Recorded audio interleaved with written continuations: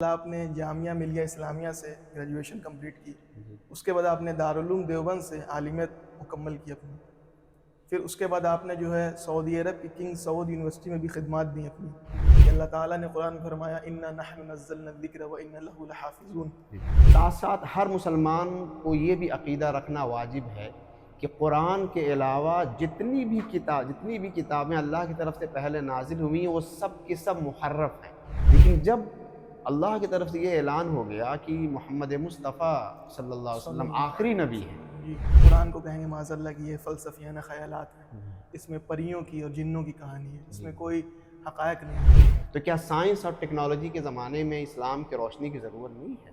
یا سائنس اور ٹیکنالوجی کے زمانے میں ہم کفر و شرک میں پڑے رہیں؟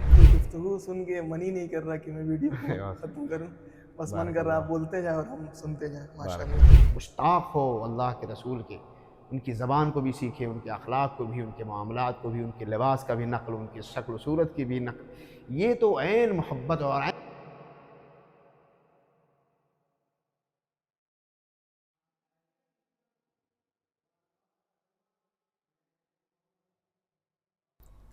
السلام علیکم ناظرین، میں محمد عمران آپ کا استقبال کرتا ہوں ہمارے یوٹیوب چینل پر۔ امید ہے آپ حضرات خیریت سے ہوں گے۔ ناظرین، جو ہمارا سلسلہ ان ویڈیوز کا چل رہا تھا جن کا تعلق ہمارے عقیدے سے تھا، جن میں ہم اپنے بنیادی عقائد کے بارے میں معلومات حاصل کر رہے تھے الگ الگ علماء کرام سے، تو یہ اسی سلسلے کی ایک نئی ویڈیو ہے۔ اس ویڈیو میں انشاءاللہ ہم اللہ تعالیٰ نے جو کتابیں نازل فرمائی ہیں اس کے بارے میں جانیں گے۔ اللہ تعالیٰ نے انسانوں کی ہدایت کے لیے ہر دور میں اپنے محبوب بندوں کو چن کر نبی بنا کر بھیجا، اور ان نبیوں پر اللہ تعالیٰ نے الگ الگ کتابیں، صحیفے نازل فرمائے۔ اللہ تعالیٰ نے جو کتابیں نازل فرمائی اس میں اللہ تعالیٰ نے اپنا تعارف دیا، اور کیا حرام ہے کیا حلال ہے ان سب باتوں کا علم دیا، اور یہ بھی باتیں بتائیں جو پچھلی جو امتیں گزر چکی ہیں، جو پچھلے انبیاء کرام آئے اور چلے گئے، ان کے بارے میں بھی اس میں بتایا گیا کہ جن لوگوں پر اور جن امتوں پر اللہ نے انعام کیا، ان چیزوں کو پڑھ کر جو آج کی امت ہے، جو آج کے لوگ ہیں، وہ حوصلہ افزائی اور ان کا حوصلے میں اضافہ ہو، اور جو ان پر اللہ تعالیٰ کی طرف سے عذاب نازل ہوا ان کو دیکھ کر ان کے دل جو ہے وہ سسک جائیں، ٹھہر جائیں، اور وہ برے کاموں سے جو ہے بچ جائیں۔ تو انشاءاللہ اسی طرح جو اللہ تعالیٰ نے ایک سلسلہ جاری کیا تھا، اور آخری جو کتاب اللہ رب العزت کی تھی وہ قرآن تھی۔ حضور علیہ السلام آخری نبی، قرآن آخری کتاب، اور ہم آخری امت۔ تو انشاءاللہ اس ویڈیو میں ہم اللہ تعالیٰ نے جو کتابیں نازل فرمائی ہیں اس کے اوپر تفصیل سے گفتگو کریں گے، اور ہمارے بیچ گفتگو کرنے کے لیے اس موضوع پر آج میں نے دعوت دی ہے گورکھپور شہر کے قابل عالم دین جناب مولانا شعیب احمد قاسمی صاحب۔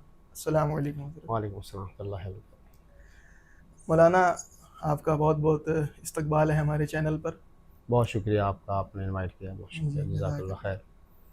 مولانا اس سے پہلے کہ میں گفتگو کی طرف آؤں، آپ کے بارے میں کچھ باتیں عرض کرنا چاہوں گا کہ ماشاءاللہ آپ نے جامعہ ملیہ اسلامیہ سے گریجویشن کمپلیٹ کی، اس کے بعد آپ نے دارالعلوم دیوبند سے عالمیت مکمل کی اپنی، پھر اس کے بعد آپ نے جو ہے سعودی عرب کی کنگ سعود یونیورسٹی میں بھی خدمات دیں اپنی۔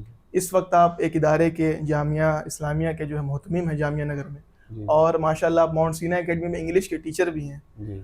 تو میں اگر ایک لفظ میرے زبان پہ آتا ہے وہ ہوتا ہے حرفن مولا، تو وہ لفظ جو ہے میری زبان پہ اس وقت آ رہا ہے۔ مولانا اس سے پہلے کہ میں اصل گفتگو کی طرف آؤں، میں ایک سوال، ایک چیز آپ سے مختصر میں جاننا چاہوں گا کہ اکثر ہم دیکھتے ہیں کہ جو حضرات عالمیت کا رخ کرتے ہیں یا جو ہے مفتی بننا چاہتے ہیں یا عالم بننا چاہتے ہیں، وہ اکثر دنیاوی جو علوم ہیں ان سے اس قدر اس میں جو ہے مہارت حاصل نہیں کر پاتی، یا اس طرح ان کی ایکسپرٹیز اس میں نہیں ہو پاتی۔ مطلب جتنی ضرورت ہے تو اتنا تو وہ جان جاتے ہیں، لیکن جس طرح کی مطلب لوگوں کو وہ پڑھا سکیں اس طرح آگے تک وہ نہیں جا پاتے ہیں۔ تو مولانا آپ نے کب یہ سوچا کہ میں انشاءاللہ دینی علوم بھی حاصل کروں گا، دنیاوی علوم بھی حاصل کروں گا، اور کیا پہلے آپ گریجویشن کمپلیٹ کر رہے تھے یا عالمیت کر رہے تھے، یا دونوں چیزیں ساتھ ساتھ پیرالل چل رہی تھیں ایک دوسرے کے؟ میں نے اصل میں عالمیت میرا پہلے ہے، جی حافظ قرآن، اس کے بعد پھر میں دارالعلوم دیوبند سے گریجویشن کی عالمیت، جی پھر اس کے بعد دہلی گیا اور وہاں ایک ادارے میں عربک اسپیشلائزیشن کے کورس میں داخلہ لیا، جو پرائیویٹ ادارہ تھا، جی جی معہد التخصص فی اللغۃ العربیہ، نیو دہلی میں ہے۔ تو وہاں رہتے ہوئے میں نے جامعہ سے گریجویشن بھی کیا. جی تو عالمیت میں نے پہلے کیا, ہوں، پھر عربی کو بہتر کرنے کے لیے میں نے تخصص یعنی اسپیشلائزیشن میں داخلہ لیا. جی اب پھر یہ پتہ چلا کہ بھائی ایک پرائیویٹ یا ایسے ہی کسی انسٹیٹیوٹ سے کر رہے ہیں تو اس کی کوئی ویلیو ہے نہیں. ہوں، چنانچہ میں نے پھر وہاں جامعہ میں داخلہ لیا اور پھر جامعہ سے عربک آنر سے جی گریجویشن کیا. تو یہ ترتیب رہی ہے میری کہ پہلے میں نے عالمیہ حفظ کیا سب سے پہلے دارالعلوم مدرسہ رسول پور سے, جی پھر اس کے بعد یہیں کلاس سوم تک پڑھا جو عربی کا جو نصاب ہوتا ہے. جی جی پھر اس کے بعد میں نے دارالعلوم دیوبند سے فراغت حاصل کی اور عربک بہتر کرنے کے لیے میں نے گریجویشن کیا تھا. تو آپ نے جو یہ سوال کیا کہ دو الگ الگ ایریاز میں, جیسے ہم نے کہا کہ ماڈرن ایجوکیشن کی بات جی کی آپ جی نے, تو یہ ایک میرا اپنا خیال یہ ہے کہ ایک بہت مشکل کام ہے کہ دو الگ الگ اسپیشلائزیشن میں آپ مہارت حاصل کریں. جی لینگویج تو چل سکتا ہے, ایسے کہ میں نے انگلش لینگویج سیکھی, وہ چونکہ مجھے ٹرانسلیشن میرے ذہن میں تھا کہ میں ایک اچھا ٹرانسلیٹر بنوں, جی اس لیے میں نے انگلش لینگویج پہ بھی محنت کیا تو حاصل کر لیا. لیکن میں بہت شارٹ میں وہ آپ کا اس بات کا کہ عام طور سے جو دینی علوم یا مذہبی علوم حاصل کرتے ہیں وہ دوسرے علوم کیوں نہیں حاصل کرتے, تو میں ہمیشہ میری رائے اس بارے میں یہ رہی کہ بہت مشکل کام ہے. بیک وقت دو اسپیشلائزیشن میں مہارت حاصل کرنا یہ ایک مشکل کام ہوتا ہے. یا تو آپ ایک اچھے عالم ہوں گے یا ایک اچھے انجینئر ہوں گے, ایک اچھے عالم ایک اچھے ڈاکٹر. میں یہ کبھی نہیں, یعنی ہو سکتا ہے کہ آپ کو اختلاف ہو میری رائے سے, بہت سارے لوگوں کو ہو سکتا ہے, لیکن میں ہمیشہ میرا یہ ماننا رہا ہے کہ کوئی ایک ایریا آف اسپیشلائزیشن چنیں, اسی میں آپ محنت کریں اور آگے بڑھیں. جی جی جی تو ناظرین, جیسا کہ مفتی صاحب کی باتوں کو آپ نے سنا, اس کو ہم اپنی زندگی میں بھی اپلائی کر سکتے ہیں. مولانا, ہم اپنے سوالات کی طرف آتے ہاں ہیں, بالکل بالکل. اپنی گفتگو کی طرف. اللہ تعالیٰ نے کتابیں نازل فرمائی انسانوں کی ہدایت کے لیے اپنے نبیوں پر. آپ سے یہ سوال کرنا چاہوں گا کہ اللہ تعالیٰ نے جو کتابیں نازل فرمائیں اس کے بارے میں عام مسلمان کو کن کن باتوں کا علم ہونا چاہیے, ان کتابوں کے بارے میں عام مسلمانوں کا کیا عقیدہ ہونا چاہیے, اس کے بارے میں آپ کچھ بتائیں. جی, سب سے پہلی بات یہ ہے کہ اللہ تبارک و تعالیٰ نے انسانوں کی رہنمائی کے لیے انبیاء بھیجے. جی ہر زمانے میں انبیاء آئے, رسول آئے, اور ہر نبی کے ساتھ اللہ تبارک و تعالیٰ نے کچھ نہ کچھ ان کو عطا کیا, چاہے وہ صحیفے کی شکل میں ہو یا کتاب کی شکل میں ہو, انسانوں کی رہنمائی کے لیے. چنانچہ آپ دیکھیں گے کہ جتنے بھی انبیاء کرام اس دنیا میں تشریف لائے یا رسول آئے, ان سب کو کچھ نہ کچھ اللہ کی طرف سے ملا. اب ان تمام کتابوں پر جنرلی ان تمام کتابوں پر ایمان لانا, یعنی جنرل وے میں جتنی بھی کتابیں ہیں. قرآن پاک میں اللہ نے فرمایا اس کے تعلق سے, آمن الرسول بما انزل الیہ من ربہ والمؤمنون کل آمن باللہ وملائکتہ وکتبہ ورسلہ. ایک آیت یہ ہے, رسول بھی ایمان لائے اور سب ایمان لائے کس پر, اللہ پر, باللہ وملائکتہ, ملائکہ پر, اور اس کی کتابوں پر اور رسولوں پر. یہ قرآن پاک میں آ گیا. ایک اور آیت میں اللہ تعالیٰ عنہ فرماتے ہیں, قولوا آمنا باللہ وما انزل الینا وما انزل الی ابراہیم واسماعیل واسحاق ویعقوب والاسباط وما اوتی موسیٰ وعیسیٰ وما اوتی النبیون من ربهم. اس میں بھی وہی بات ہے, اللہ پر ایمان اور جو بھی اللہ کے رسول پر اترا ہے اس پر ایمان, اور جو ان سے پہلے انبیاء پہ نازل ہوا ہے ان سب پر ایمان لانا, یعنی ساری کتابوں پر ایمان لانا. تو جنرل وے میں تمام مسلمانوں پر یہ فرض ہے, یہ واجب ہے, بلکہ ایمان کا ایک رکن ہے کہ اللہ نے جتنی کتابیں نازل کی ہیں اس سب پر ایمان لانا ہے. ٹھیک ہے, قرآن پاک کی آیات سے اس کا ثبوت ملتا ہے. اور کوئی بہت مشہور حدیث ہے, اس کو ہم حدیث جبرائیل کہتے ہیں, آپ نے شاید کبھی سنا ہو, مسلم نے بھی اس کی روایت کیا ہے. حضرت عمر رضی اللہ تعالیٰ, مشہور روایت ہے, اور حدیث کی اور بہت ساری کتابوں میں ہے, جس میں وہ لمبی حدیث ہے, جس میں اللہ کے رسول فرماتے ہیں حضرت عمر رضی اللہ تعالیٰ عنہ کہ ہم بیٹھے ہوئے تھے اللہ کے رسول کے پاس, ہے نا, تو دیکھا کہ ایک صاحب کوئی آئے, لیکن ہمیں پتہ نہیں تھا کون ہے, اور نہ ہی ان پر اثر سفر کا کوئی اثر تھا. لا يعرفه منا احد ولا يرى علیہ اثر السفر, نہ سفر کا کوئی اثر ان پر تھا اور نہ ہی ہم میں سے کوئی ان کو جانتا تھا. وہ صاحب آئے اور اللہ کے رسول کے پاس بیٹھ گئے, اور اتنے قریب بیٹھ گئے اللہ کے رسول کے, وہ صحابی کہتے ہیں, حضرت عمر رضی اللہ عنہ فرماتے ہیں کہ یہ جو گھٹنا ہے اللہ کے رسول گھٹنوں سے ملا دیا, ہے نا, یہ حدیث پاک میں آتا ہے. وَوَضَعَ كَفَّيْهِ عَلَى فَخِذَيْهِ, اور اپنا یہ ہاتھ ہے اللہ کے رسول کے پاؤں پہ, اس پہ یہاں رکھ دیا, یعنی ایک دم قریب بیٹھ گیا. یہ تعجب کی بات ہے بھائی, صحابہ کرام میں کبھی کسی صحابی کو اتنی جرأت یا وہ نہیں ہو سکتا کہ اللہ کے رسول کے اتنے قریب پہنچ جائیں, تو اس یہ تعجب کی بات تھی.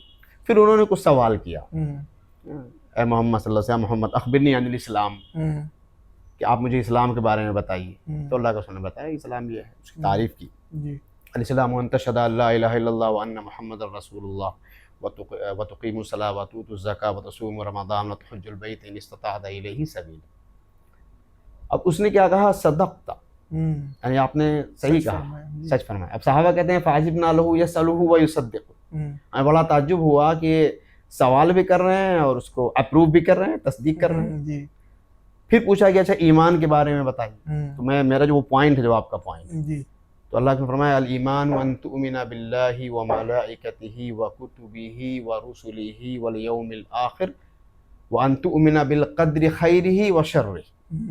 یہ اللہ کے رسول علیہ السلام نے ایمان کے ارکان بتائے کہ یہ ایمان کے ارکان ہیں، یہ پلرس آف ایمان آپ اس کو کہہ سکتے ہیں، کہ آپ ایمان لاؤ اللہ پر، اس کے ملائکہ پر، اور اس کی کتابوں پر، اور اس کے رسولوں پر، آخرت کے دن پر، اور تقدیر پر. یہ 6 چیزیں اللہ کے رسول علیہ السلام نے بتائی.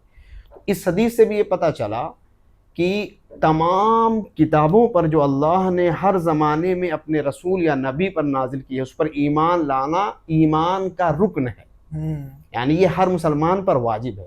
میں نے آپ سے کہا ان جنرل وے، جنرلی. اب اگر ہم اسپیسیفکلی جاتے ہیں تو جو 4 کتابیں جس کا ذکر قرآن پاک میں ہے، اور ایسے ہی کچھ صحیفے جو حضرت ابراہیم علیہ السلام کو دیے گئے، اسپیسیفکلی ان پر ایمان لانا واجب ہے. آپ یہ سمجھیں، اس لیے کہ ایک تو ہو گئے، اگر ہم صحیفوں کی بات کریں تو قرآن پاک میں اس کا بھی ذکر ہے، ان ھذا لفی الصحف الاولی صحف ابراہیم و موسیٰ، ابراہیم اور موسیٰ کے صحیفے. یہ تو صحیفوں کی بات ہو گئی. اب آتے ہیں کتابوں پر، تو ایک بڑی کتاب جو حضرت موسیٰ علیہ السلام کے اوپر نازل ہوئی، آپ کو دی گئی، توریت ہے، جس کو توراۃ بھی کہا جاتا ہے، وہ حضرت موسیٰ علیہ السلام کو دی گئی. پھر ایک کتاب حضرت داؤد علیہ السلام کو دی گئی، زبور کے نام سے، اس کو زبور کہتے ہیں. تیسری کتاب انجیل ہے جو حضرت عیسیٰ علیہ السلام پہ نازل ہوئی، اور ہر ایک کتاب کے تعلق سے قرآن پاک میں آیا تھا. وَآتَيْنَا دَاوُودَ زَبُورًا، ہم نے زبور کو جو ہے داؤد کو زبور دیا. اللہ فرمایا وَقَفَّيْنَا عَلَىٰ آثَارِهِمْ بِعِيسَىٰ ابْنِ مَرْيَمَ مُصَدِّقًا لِمَا بَيْنَ يَدَيْهِ وَأَنزَلْنَا التَّوْرَاةَ، اور ہم نے تورات اتارا. ایسے ہی موسیٰ علیہ السلام کے بارے میں وَقَفَّيْنَا عَلَىٰ آثَارِهِمْ بِعِيسَىٰ ابْنِ مَرْيَمَ مُصَدِّقًا لِمَا بَيْنَ يَدَيْهِ، وہاں انجیل کا ذکر ہے، ہم نے ان کو انجیل عطا کی، اور آیات میں توریت کا ذکر ہے. تو ان کتابوں کا تذکرہ باقاعدہ قرآن پاک میں موجود ہے.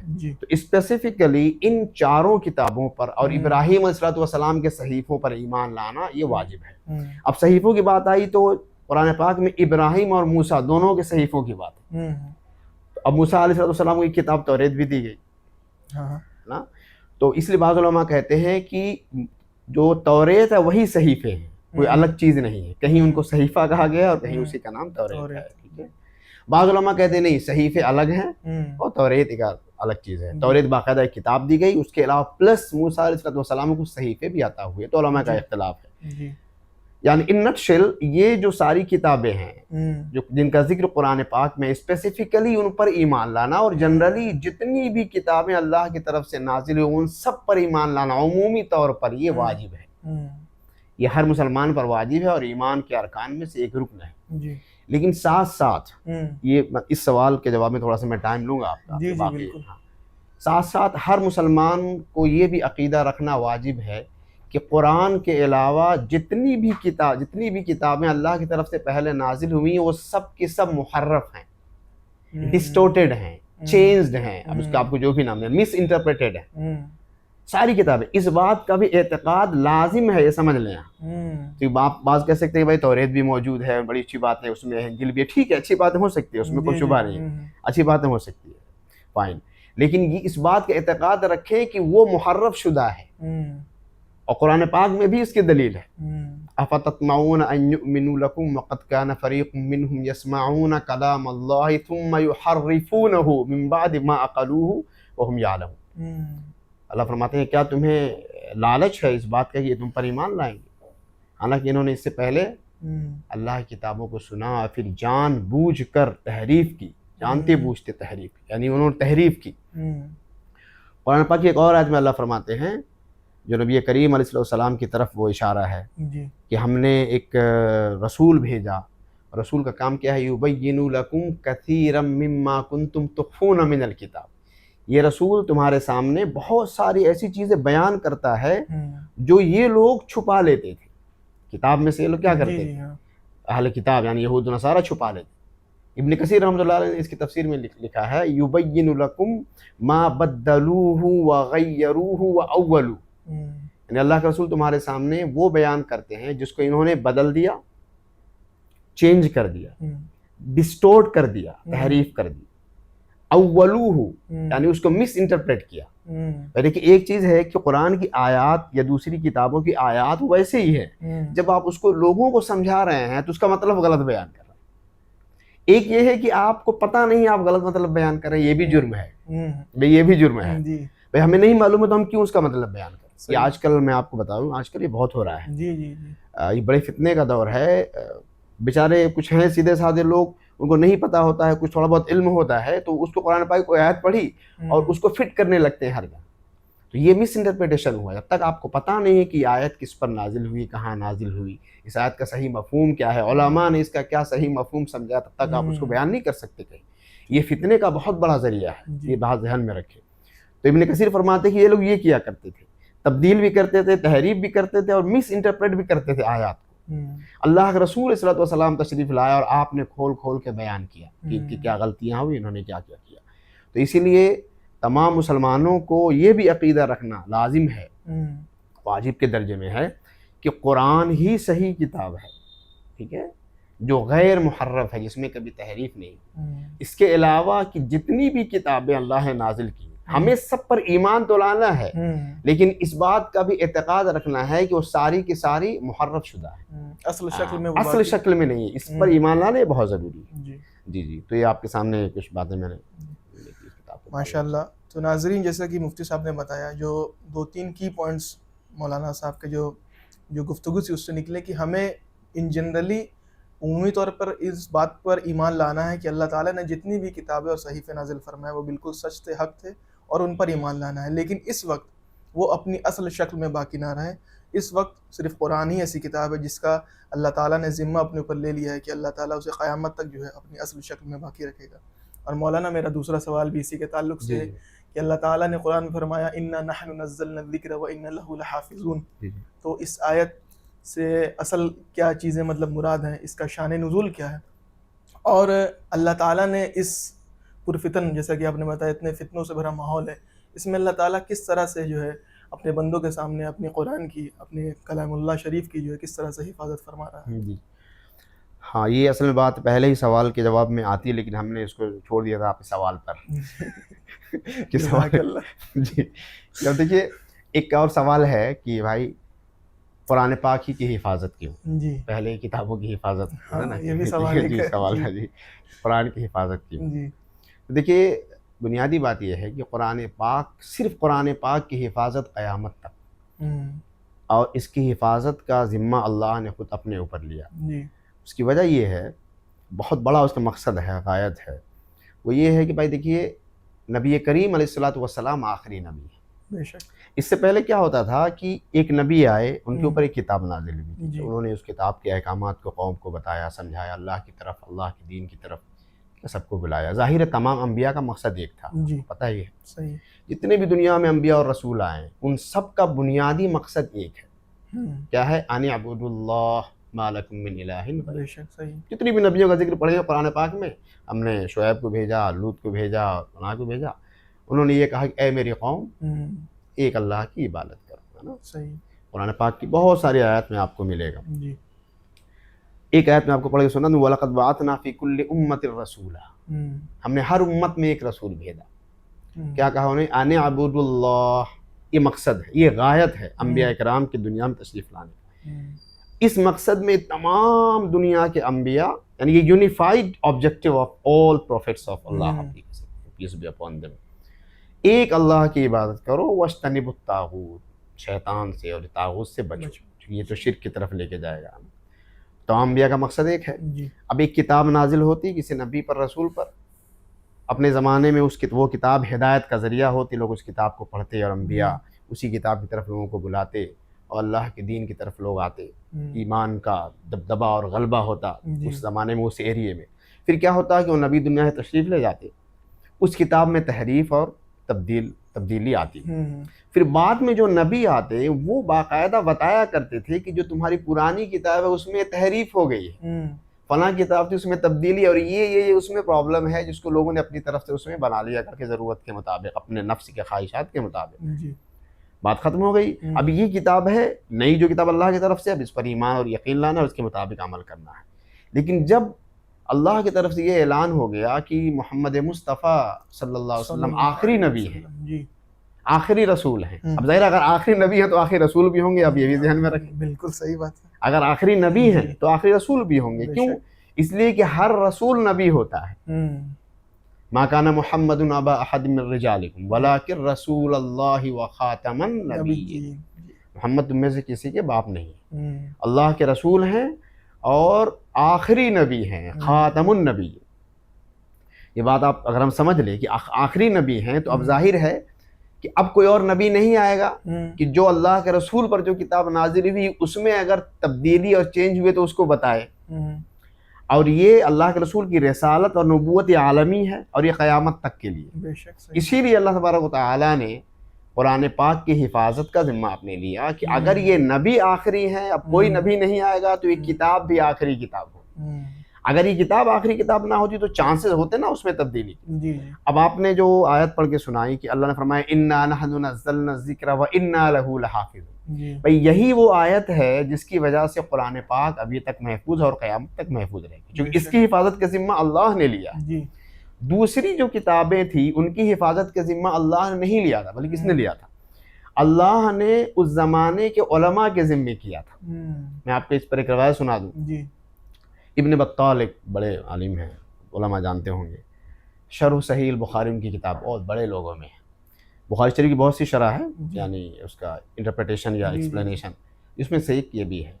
اس میں انہوں نے ایک بات نقل کیا، ایک واقعہ نقل کیا ہے کہ محمد بن وضاح رحمہ اللہ ایک بڑے عالم ہیں، ان سے پوچھا، عیسائیوں کے کچھ علماء نے ان سے پوچھا کہ آخر کیا بات ہے کہ ہماری کتابوں میں زیادتی اور نقصان، یعنی نقصان کا مطلب کمی، یعنی ایڈیشن اینڈ ڈیلیشن ہوا ہے اور قرآن پاک میں نہیں ہوا، اس کے پیچھے کیا وجہ ہے؟ تو حضرت شیخ محمد بن وضاح رحمۃ اللہ علیہ نے کہا کہ اس کی وجہ یہ ہے کہ قرآن پاک کی حفاظت کا ذمہ اللہ نے لیا اور تم لوگوں کی کتابوں کی حفاظت کا ذمہ اللہ نے اس زمانے کے انبیاء اور علماء کے ذمہ کیا تھا. قرآن پاک کی آیت اللہ نے فرمایا کہ ہم نے توریت نازل کی، فیہا ھدی و نور، جس میں ہدایت ہے اور روشنی ہے. یحکم بہا النبیون الذین اسلموا للذین ہادوا والربانیون والاحبار بما استحفظوا من کتاب اللہ. اللہ فرماتے ہیں ہم نے توریت اتارا جس میں ہدایت ہے، نور ہے، اور اس توریت کے مطابق انبیاء کرام یہودیوں کے بارے میں، یہودیوں کے تعلق سے فیصلہ کیا کرتے تھے. یعنی جو توریت میں ہے اسی کے مطابق فیصلہ ہوا ہے کہ توریت ایک کتاب ہے، اس میں شریعت ہے، قانون ہے، اس کے مطابق انبیاء فیصلہ کرتے تھے. والربانیون، اور اللہ والے، اور ایسے ہی علماء والاحبار. بما استحفظوا من کتاب اللہ، اس لیے کہ ان لوگوں کو اللہ کی کتاب کی حفاظت کا ذمہ دیا گیا تھا. توریت کی کتاب حفاظت، زبور کی حفاظت، انجیل کی حفاظت، ایسی دنیا میں جتنی بھی کتابیں آئیں ان کی حفاظت کا ذمہ اللہ نے اس زمانے کے انبیاء اور علماء کے ذمہ دیا تھا. اور اس کتاب کا جس کو قرآن پاک کہتے ہیں اس کا ذمہ اللہ نے خود اپنے ذمہ لیا ہے. انا نحن نزلنا القرآن نزلنا الذکر وانا لہ لحافظون. یہاں ذکر سے مراد قرآن پاک، اسی لیے اس کی حفاظت آج تک، اس کی حفاظت یہی نہیں، اس کے حروف کی حفاظت، اس کی تفسیر کی حفاظت، ہر شے کی قرآن پاک کی، اس کے رسم کی حفاظت، اس لیے کچھ بھی چینج نہیں ہو سکتا. قرآن پاک کا جو رسم ہے جو آپ نے شروع میں کہا تھا، ہم پھر انشاءاللہ کسی اور موقع پر، رسم قرآن یہ بھی ایک الگ ٹاپک ہے، اس کی بھی حفاظت. اس لیے قرآن پاک میں جیسا لکھا ہے ویسے ہی ہمیں لکھنا ہے. اس میں یہ کہتے ہیں اس کو لا یقاس علیہ، عربک میں اس کو کہتے ہیں، اس پر کسی کو قیاس نہیں کیا جا سکتا کہ نہیں رول یہ ہے جاننا ایسے لکھیں گے اور فلاں لفظ نہیں. قرآن پاک میں جیسا لکھا ہے، جو مصحف عثمانی میں ہے ویسے ہی ہمیں لکھنا ہے، کچھ بھی چینج نہیں کر سکتے. تو ایک ایک شے کی حفاظت اللہ نے اپنے ذمہ لیا. جی وہ غریب بات ہے یہ. بالکل. اور ہم دیکھیں چھوٹے چھوٹے بچے قرآن پاک حفظ کرتے ہیں، عبادت کرتے ہیں. اس میں آپ کو چونکہ بات لوگوں تک اور پہنچے گی، یہ افسوس ہوتا ہے کہ بعض لوگ کہتے ہیں بچے قرآن پاک جو ہے صرف جو ہے رکھتے ہیں، ان کا کیا ہے بیٹھ کے. ارے بھائی وہ عبادت میں مشغول ہے، اس سے بڑی فضیلت کیا ہوگی کہ بچہ اللہ کی کتاب پڑھ رہا ہے بیٹھ کے. بے شک صحیح بات. سمجھے نہ سمجھے کچھ نہیں فرق پڑتا ہے اس سے. صحیح. میں آپ کو ایک بڑے عالم کا واقعہ سناتا چلوں تو جی. اچھا ہے کہ کئی تقریباً میں نے اس کو بیان بھی کیا. بڑے عالم ہیں موروکو کے شیخ سعید القمری دامت برکاتہ، بڑے علماء میں سے. تو انہوں نے ایک اپنے بیان میں کہا کہ کہیں تھے تو کسی نے ان سے کہا کہ بھائی آپ کے مدرسے جو ہیں وہ بچے حفظ کرتے ہیں قرآن، کیا بس وہ رٹتے ہیں، بھائی قرآن پاک کے حافظ ہوئے کچھ سمجھتے نہیں کیا ہے. تو انہوں نے کہا کہ انہوں نے مجھ سے کہا کہ ایسے ہی ہے جیسے کہ گدھے پر بوجھ لاد دیا جائے. یہ بہت سخت جملہ ہے. بالکل. اور یہ لوگ کہتے ہیں، میں آپ کو بتاؤں آنیسٹلی کہ میں چھوٹا تھا یہ رسول پور میں، جی. تو میں حافظ ہوا، بہت چھوٹا 10 سال کی عمر تھی تو میں حافظ ہوا. ہر آدمی تعریف کرتا ہے کہ مجھے یاد ہے باتیں. تو ایک صاحب نے جو بڑے دیندار تھے، جو ان کا نام نہیں یاد ہے، چہرہ یاد ہے اور ابھی تک ہے وہ، اللہ ان کی لمبی عمر دے ان کو، نیک آدمی ہے. تو انہوں نے کہا کہ کوئی بات ہوئی، کوئی مسجد میں کچھ پروگرام تھا، انہوں نے کہا بیٹھ جاؤ. اور بچے کہاں بیٹھتے ہیں آپ کو پتہ ہی ہے، تھوڑی دیر بیٹھے بھاگ گئے ہم بھی. تو پھر انہوں نے مجھے کہیں باہر پکڑ لیا، ارے تم مسجد میں بیٹھے نہیں، تم حافظ ہو، کیا فائدہ اگر نہیں بیٹھو گے. ایسے ہی ہے جیسے کہ گدھے پر بوجھ لاد دیا جائے. مجھے آج تک وہ جملہ یاد ہے اچھے سے دماغ میں میرے. اتفاق سے میں نے وہ جو بیان سنا شیخ سعید کا، تو اس میں بھی انہوں نے اسی طرح کی باتیں کی، حالانکہ موروکو کے ہیں، مغرب جسے کہتے ہیں المغرب.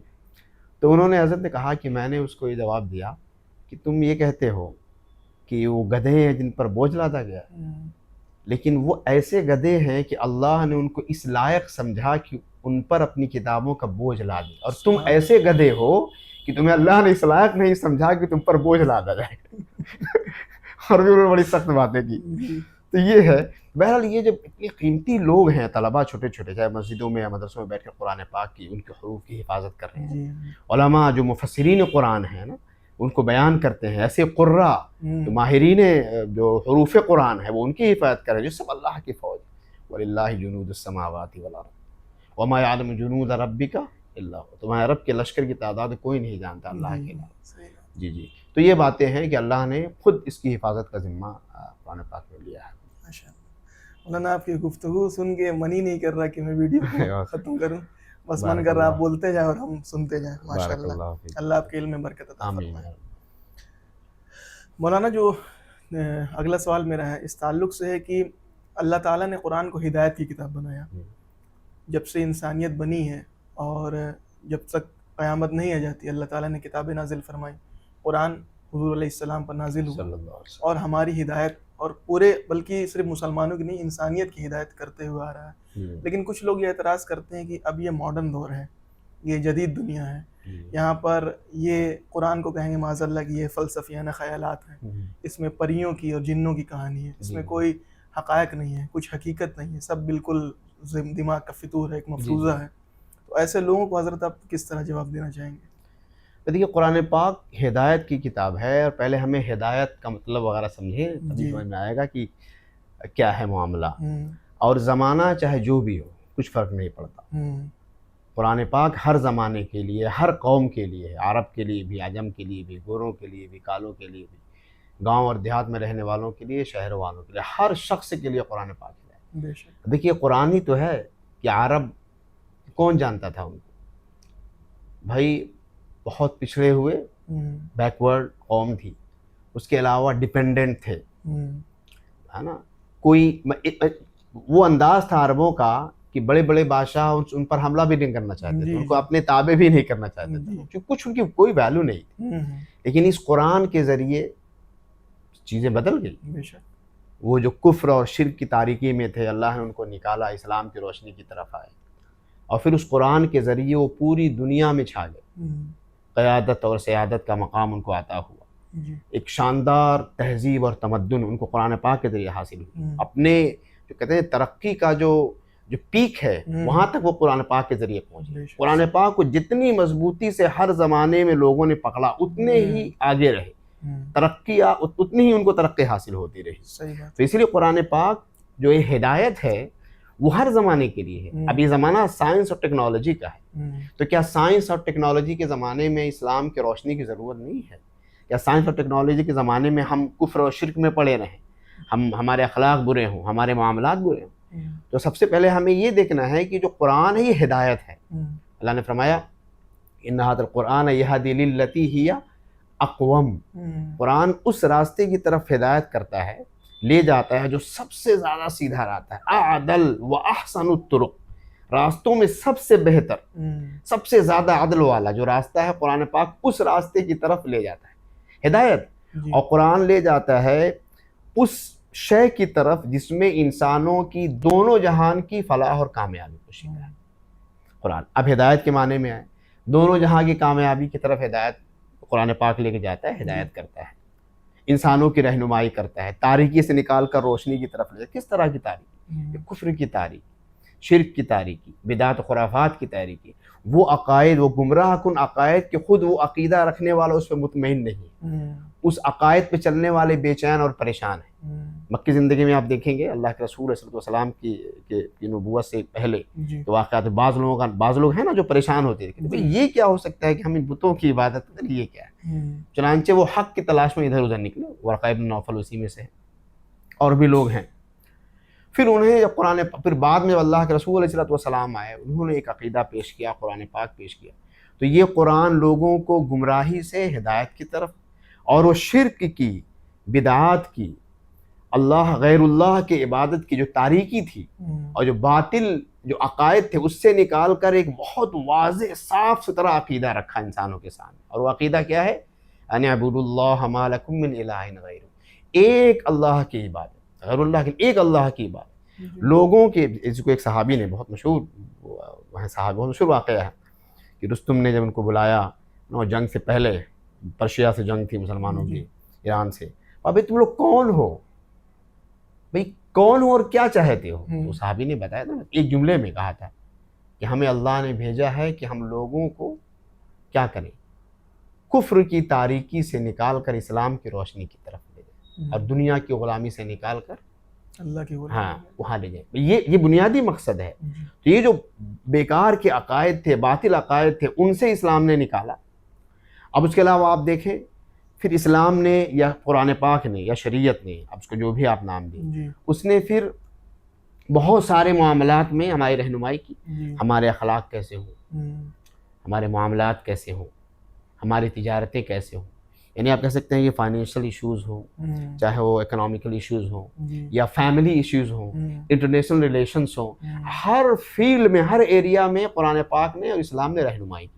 ہمارے تعلقات پڑوسیوں کے ساتھ ایسے ہونے چاہیے، کیسے ہونے چاہیے کہ اگر کوئی پڑوسی تمہارا بھوکا ہے اور تم سو رہے ہو کھانا کھا کے، اللہ نے فرمایا کہ تم ایمان والے ہو ہی نہیں سکتے، یعنی کامل ایمان والے تم نہیں ہو سکتے۔ یہ حق اللہ کے رسول نے بتایا، یہ شریعت نے بتایا، یہ قرآن نے بتایا۔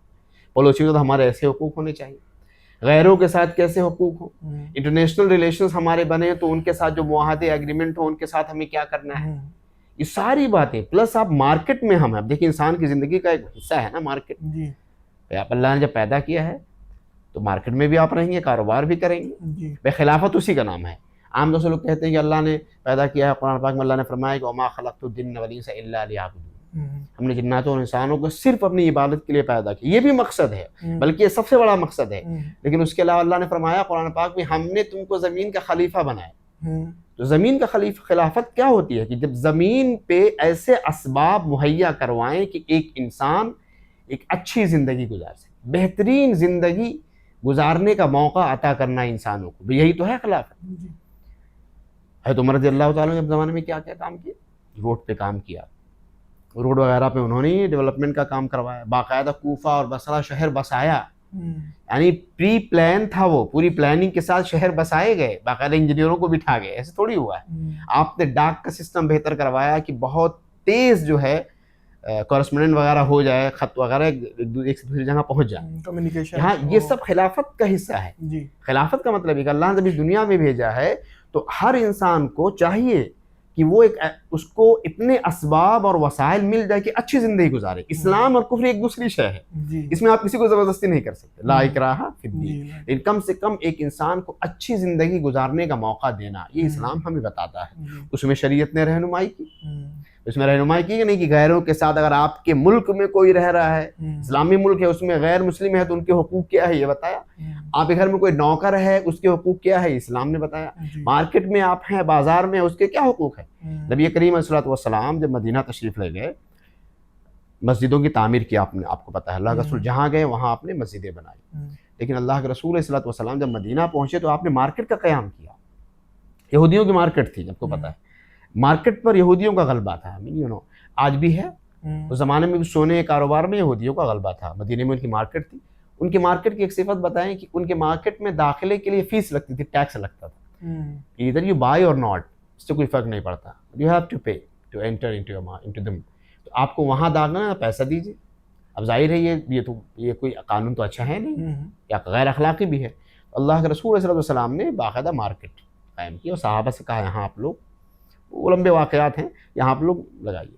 نبی کریم علیہ السلام نے اس مارکیٹ کے لیے آبزرور بھی مقرر کیا، جو جاتے تھے انویسٹیگیٹر ٹائپ کی، سب سارا چیزیں صحیح ہو رہی ہے کہ نہیں۔ دیکھیے اسلام رہنمائی کر رہا ہے، چیٹنگ تو نہیں ہے، غلط تو نہیں کوئی کام کر رہا ہے، غلط ناپ اور تول میں کچھ کمی بیسی تو نہیں کر رہا ہے، ایمان کے ساتھ، اخلاق کے ساتھ، اخلاق کے ساتھ کام ہو رہا ہے کہ نہیں۔ اور خود اللہ کے رسول بھی تشریف لے آئے، خود مشہور حدیث ہے، وہ اللہ کے رسول ایک بار تشریف لے گئے تو آپ نے، ایک صاحب غلہ بیچ رہے تھے تو غلے کا بورا تھا، تو آپ نے اس میں ہاتھ ڈالا اور نکالا تو اوپر کا جو غلہ تھا وہ سوکھا ہوا تھا اور اندر نم تھا۔ آپ نے کہا یہ کیا ہے صاحب؟ تو انہوں نے کہا اللہ کے رسول بارش ہوئی تھی اصل میں۔ تو اب دیکھیں بارش ہوتی ہے تو کیا ہوتا ہے کہ بارش ہوئی، اگر تھوڑا نم ہو گیا تو اوپر کا سوکھ جاتا ہے، اوپر کا سوکھ جاتا ہے، اندر کا نم ہے۔ اللہ کے رسول دیکھیے وہاں کیسے اصلاح فرمائی، ریفارمیشن آف مارکیٹ آپ کہہ سکتے ہیں، ریفارم کرنا مارکیٹ کو۔ فرمایا کہ آپ نے نیچے والا اوپر کیوں نہیں رکھا، بھائی کہ خریدنے والا جو بائر ہے وہ ایسا نہ ہو کہ وہ بیچارہ ٹھگا جائے، نیچے والا اوپر کیوں نہیں رکھا کہ لوگ دیکھ لیتے۔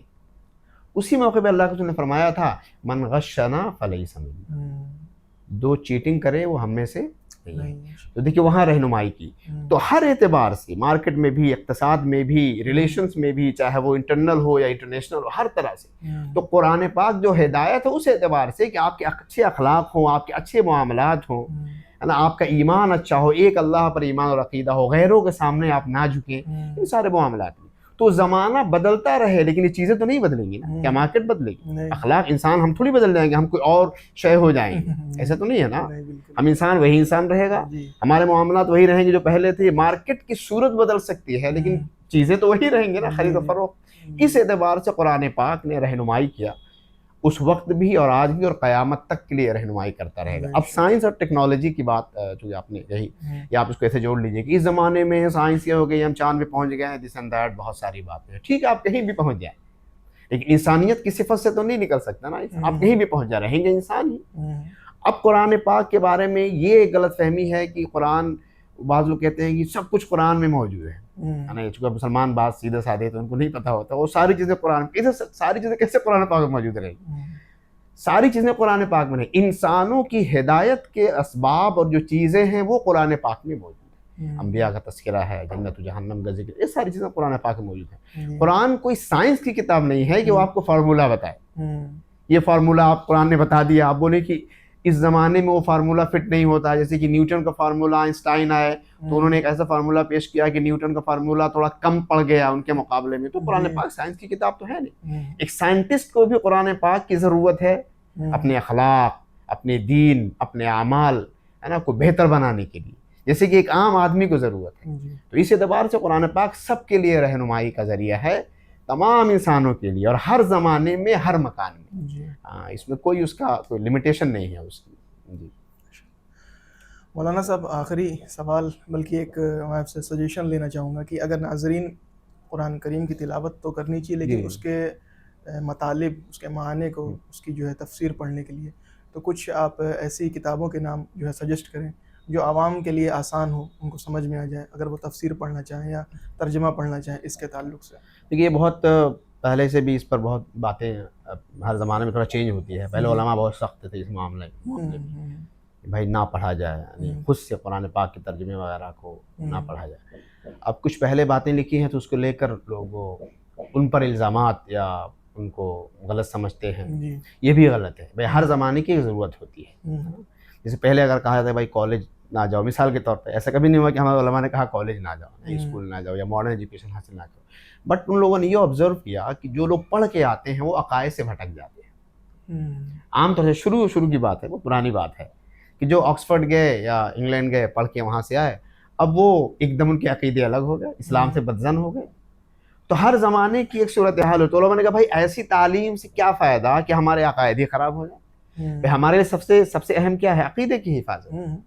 بالکل بھائی اگر عقیدہ ہی محفوظ نہ ہو، دین ہی ہمارا ہاتھ سے نکل جائے تو پھر کیا، آپ چاند پہ پہنچ جائیے، یہ اگر دین ہاتھ سے نکل گیا سب تو ختم ہو گیا نا۔ بالکل تو بہرحال اب یہ کہتے ہیں لوگ کی علماء کہتے ہیں کہ بھائی قرآن پاک کو پڑھا جائے، اس کا ترجمہ پڑھا جائے، اس کی تفسیر پڑھی جائے۔ تو میرا اپنا معاملہ یہ ہے کہ جیسے بعض لوگ، اس میں ایک اور ایڈ کرنا چاہتا ہوں کہ جیسے کہ بھائی قرآن، کچھ لوگ عربک سیکھتے ہیں قرآن سمجھتے ہیں، میرا پرسنل اپنا، دیکھیے پرسنل اپنی رائے ہو سکتی ہے، اب میں اس معاملے میں ماشاءاللہ فلیکسیبل ہوں کہ میں ہر ایک کی رائے کا احترام کرتا ہوں نہ مانتے ہوئے۔ آپ کی رائے اچھی ہے but I'm afraid I'm not with you but anyway آپ رکھ سکتے ہیں۔ تو میری رائے اپنی یہ رہتی ہے کہ قرآن پاک کو سمجھنے کے لیے عربک لینگویج سیکھنا تھوڑا بہت یہ نہیں کرنا چاہیے، سب سے پہلے یہ نہیں کرنا چاہیے، چونکہ قرآن پاک کو سمجھنا اور صرف تھوڑی بہت عربک سمجھ کے آپ معمولی، بہت بڑی بات ہے قرآن پاک کو سمجھنا۔ اچھا اب آتے ہیں ہم قرآن پاک کے ترجمے پر، چونکہ ہمارے بعد جب ہم سعودی عرب میں تھے، کنگس یونیورسٹی میں یا وہاں جب کام کرتے تھے، بعض ساتھی ہم سے پوچھتے تھے جو کمپیوٹر سائنس کے لوگ تھے کہ مولانا ہم قرآن عربک سیکھ رہے تھے، یہ قرآن کتنا ٹائم لگے گا عربک سیکھنے میں؟ تو میں آنیسٹلی اسے منع کرتا تھا کہ آپ عربک مت سیکھیے، آپ معرف قرآن پڑھیے، مفتی محمد شفیع صاحب رحمۃ اللہ علیہ کا ترجمہ پڑھیے، یا آپ کسی مولانا کو پکڑیے درس قرآن وغیرہ جو کرتے ہیں آپ اسے سیکھیے سمجھیے، بجائے اس کے کہ آپ عربک میں 7-8 سال لگائیں لینگویج میں۔ عربی کی محبت میں کوئی سیکھنا چاہے وہ ایک الگ ایشو ہے، تو اس کے اوپر معجور ہوگا، اللہ کے اس کو اجر ملے، اس کو عربی سے محبت ہے، اس لیے کہ عربی اللہ کے رسول کی زبان ہے، اللہ کے رسول علیہ السلام سے محبت ہے، تو ہم یہ چاہتے ہیں کہ اللہ کے رسول کی زبان ہم بھی کچھ نہ کچھ سیکھیں۔ وہ ایک دوسرا ایشو ہے، مشتاق ہو اللہ کے رسول کے، ان کی زبان کو بھی سیکھیں، ان کے اخلاق کو بھی، ان کے معاملات کو بھی، ان کے لباس کا بھی نقل، ان کے شکل و صورت کی بھی نقل، یہ تو عین محبت اور عین عبادت ہے، اس میں تو کوئی شک اور شبہ نہیں ہے نا۔ ہاں صرف ایسے ہی سیکھنا تو وہ نہیں۔ تو قرآن پاک کا ترجمہ میں کہتا ہوں کہ پڑھنا چاہیے قرآن پاک، لیکن خالص ترجمہ جو صرف قرآن پاک کے الفاظ کا ترجمہ ہے، اس کو اگر پڑھ رہا ہے انسان تو تھوڑا کسی عالم کی رہنمائی میں پڑھے، اس کو پڑھے بھی، اور اس کو کچھ باتیں جو نہ سمجھ میں آئے وہ کوئی عالم ہو، کوئی اوتھینٹک عالم ہو، جو جیسے کوئی دارالعلوم دیوبند سے فارغ ہو، قاسمی ہو، ندوی ہو، تھوڑا اچھے عالم ہو، تو ان سے رابطے میں رہے، ان سے کانٹیکٹ میں رہے اور ان سے ان چیزوں کو سمجھے۔ اور اس سے بہتر یہ ہے کہ قرآن پاک کے ترجمے کے ساتھ جو شارٹ تفسیر ہوتی ہے نا، اس کا مطالعہ رکھیں۔ تو اگر کوئی تھوڑا زیادہ شوقین ہے تو معارف القرآن وغیرہ خرید لینا چاہیے، تھوڑا اس کو ہم بہت لمبی تفسیر بھی نہیں کہتے، مختصر ہی میں اپنے اعتبار سے اس کو سمجھ رہا ہوں، تو وہ اچھی کتاب ہے، اور اچھی ہر گھر میں ہونی چاہیے۔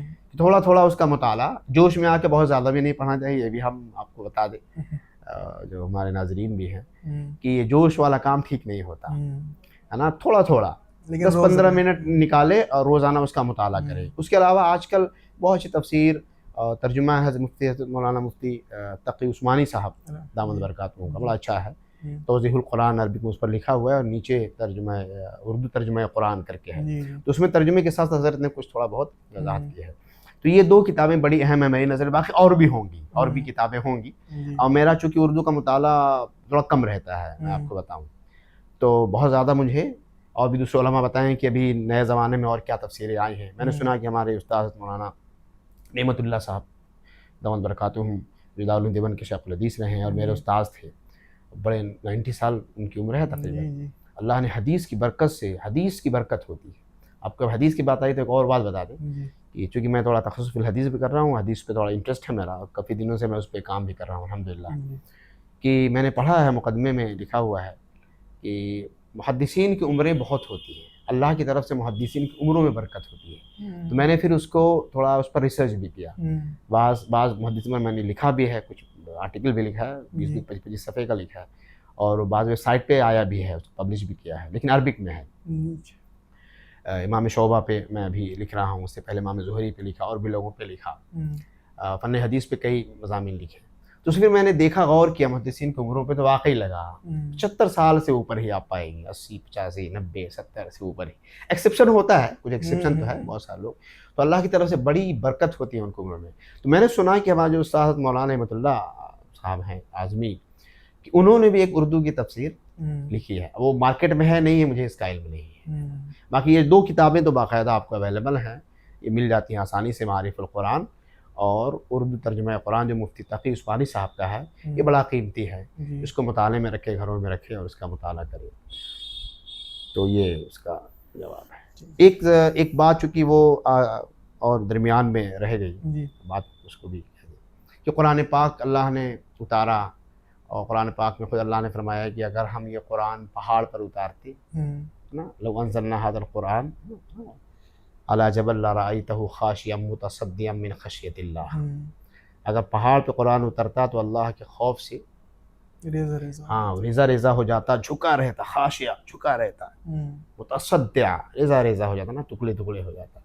اور بچے اس کو حفظ کر لے رہے ہیں، یعنی یہ ایک آیت ہوتی ہے کہ کیا اس کا جو صحیح انٹرپریٹیشن ہے، تو اس کو دیکھیے اللہ نے اسی آیت میں فرمایا ہے وَتِلْكَ الْأَمْثَالُ نَضْرِبُهَا لِلنَّاسِ لَعَلَّهُمْ يَتَفَكَّرُونَ، یہ مثالیں ہیں جو ہم لوگوں کے سامنے پیش کرتے ہیں تاکہ وہ غور و فکر کریں۔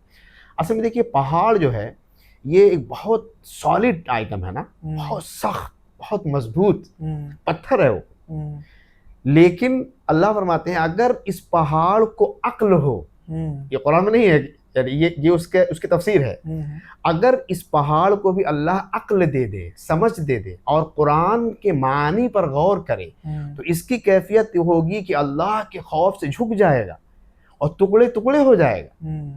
تو تم انسان ہو اور تم قرآن پاک پڑھتے ہو، اللہ کی کتاب پڑھتے ہو، اللہ کی کتاب میں غور کرتے ہو، اللہ کی عظمت اور کبریائی قرآن میں ہے، اللہ کی بڑائی قرآن میں ہے، قرآن میں اللہ کے وعدے اور وعیدیں ہیں، قرآن میں قیامت کا ذکر ہے، جنت و جہنم کا ذکر ہے، قرآن میں یہ ہے کہ یہ جس دن لوگ اپنے قبروں سے اٹھتے بھاگیں گے میدان محشر کی طرف، یوم یخرجون من الاجداث سراعا کأنہم الی نصب یوفضون، یہ ہے جہاں قرآن میں اللہ نے فرمایا وَجَاءَ رَبُّكَ وَالْمَلَكُ صَفًّا صَفًّا، تمہارا رب اور فرشتے صف در صف آ جائیں گے، جہنم آ جائے گی، جنت آئے، ایسے بیان ہیں۔ اِذَا الشَّمْسُ كُوِّرَتْ وَإِذَا النُّجُومُ انكَدَرَتْ اِذَا السَّمَاءُ انفطرت وَإِذَا الْبِحَارُ، ساری جو قرآن پاک کی آیت ہے، تو ایسے وعدے، ایسی وعیدیں، ایسا جنت کا تذکرہ اور جہنم کا تذکرہ اور اللہ کا ذکر، اللہ کی کبریائی اور بڑائی، کہ اس کو پڑھ کے بھی انسان کا دل نرم نہیں ہوتا۔ بھائی ہونا تو یہ چاہیے کہ جب ہم انسان قرآن پاک کا مطالعہ کرتے، ان چیزوں پر غور کرتے، تو ہمارے قلوب پھٹ جاتے، جھک جاتے اللہ کے سامنے۔ اس کی حالت یہ کہ اگر پہاڑ کو اللہ سمجھ دے دیں اور یہ ساری چیزیں پڑھے اور غور کرے تو یہ ٹکڑے ٹکڑے ہو جائے۔ اور قرآن میں اللہ نے ایک دوسری جگہ اور اس کی مثال بیان کی ہے، وَإِنَّ مِنَ الْحِجَارَةِ لَمَا يَتَفَجَّرُ مِنْهُ الْأَنْهَارُ وَإِنَّ مِنْهَا لَمَا يَشَّقَّقُ فَيَخْرُجُ مِنْهُ الْمَاءُ وَإِنَّ مِنْهَا لَمَا يَهْبِطُ مِنْ خَشْيَةِ اللَّهِ، بعض پہاڑ پھٹ جاتے ہیں، بعض پہاڑ پھٹتے ہیں، ان کے اندر سے پانی نکلتا ہے، یہ پتھر، اور بعض پتھر اللہ کے خوف سے لڑک جاتے ہیں۔ یہ کیا ہے؟ اللہ کا خوف اس میں ہے، اللہ کا خوف اور اللہ کی خشیت یہ بہت بڑی شے ہے، اور قرآن میں یہی ساری چیزیں ہیں۔ تو یہ اللہ کی طرف سے کہا جا رہا ہے کہ بھائی قرآن پاک پڑھو تو قرآن میں غور کرو، اور غور کرنے کے ساتھ جب تدبر اور تفکر پیدا کرو گے تو اللہ کی خشیت، اللہ کا خوف دلوں میں پیدا ہوگا، وہی اصل ایمان ہوتا ہے۔ اسی لیے اللہ کے رسول صلی اللہ علیہ وسلم کی ایک دعا ہے، لمبی دعا ہے، میں پورے پہ نہیں جاؤں گا، اس دعا کا ایک ٹکڑا ہے، اللہم انی اسألک خشیتک فی الغیب والشہادہ۔ یہ اللہ کا خوف ایسی چیز ہے کہ اللہ کے رسول نے مانگا ہے اس کو کہ اللہ ہم آپ سے آپ خشیت مانگتے ہیں، آپ کا خوف مانگتے ہیں، فی الغیب والشہادہ، یہ بڑے قیمتی لفظ ہے۔ یہ نہیں کہ ہم لوگوں کے سامنے ہیں تو سر ہمارا جھکا ہوا ہے اور پورا ایک دم سر جھکا کے چل رہے ہیں، کوئی دیکھے نہ، لوگ سمجھے کہ بڑا اللہ کے، فی الغیب والشہادہ، گھر میں ہے تب بھی اللہ کی خشیت، کمرے میں ہے تب بھی، پردے کے پیچھے ہے تب بھی، اور باہر ہے روڈ پہ ہے تب بھی، ہے نا۔ تو یہ ہے کہ اللہ کا قرآن پاک کی عظمت یہ ہے، وہ عظمت کے اعتبار سے ہے اور خشیت کے اعتبار سے ہے کہ اگر پہاڑوں پہ نازل کرتے اور پہاڑوں کو اگر سمجھ ہوتی تو یہ ٹکڑے ٹکڑے ہو جاتے۔ تم تو انسان ہو، انسان تو بہت کمزور ہے، اللہ فرمایا وَخُلِقَ الْإِنسَانُ ضَعِيفًا، اتنا کمزور ایک انسان اپنے آپ کو اتنا مضبوط سمجھتا ہے، ایک ایکسیڈنٹ، تھوڑا سا جھٹکا لگتا ہے، کام ختم ہو جاتا ہے۔ دیکھ کتنا انسان کمزور ہے۔ تو اگر تم اتنے کمزور ہو تو تمہیں تو اور ہونا چاہیے تھا کہ قرآن پاک کو پڑھو، اللہ کی عظمت پر غور کرو، وعدوں اور وعیدوں پر جب یقین ہو تو ایک دم دل میں نرمی آ جائے، دل اللہ کی طرف جھک جائے، یہ اس کا مفہوم ہے۔ تو ناظرین، جیسا کہ مولانا صاحب نے گفتگو فرمائی، اللہ کا شکر ہے کہ اللہ تعالیٰ نے ہمیں ایسے عالم دین اور ایسے علماء سے جو ہے تعلق ہمارا بنایا جو ہم سے اتنی اچھی اور اتنی پیاری پیاری باتیں بتاتے ہیں، تو ہمیں بھی چاہیے کہ ان باتوں پر ہم عمل کریں.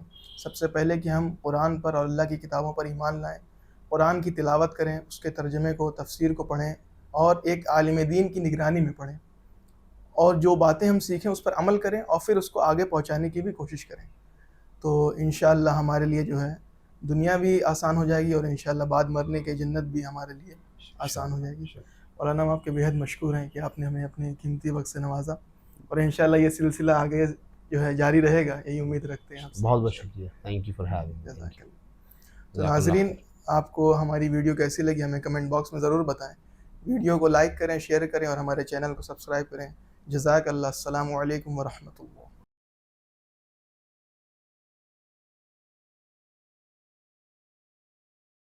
قال رب اشرح لي صدري ويسر لي